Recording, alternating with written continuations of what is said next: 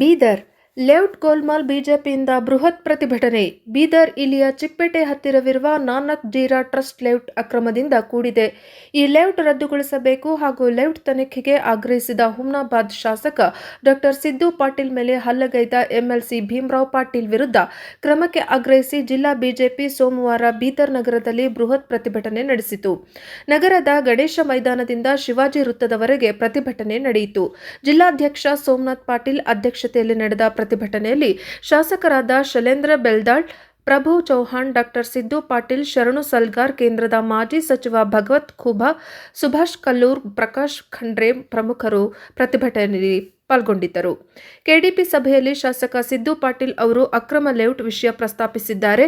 ಈ ವೇಳೆ ಎಂಎಲ್ಸಿ ಭೀಮರಾವ್ ಪಾಟೀಲ್ ಶಾಸಕರ ಮೇಲೆ ಹಲ್ಲೆ ಮಾಡಿದ್ದಾರೆ.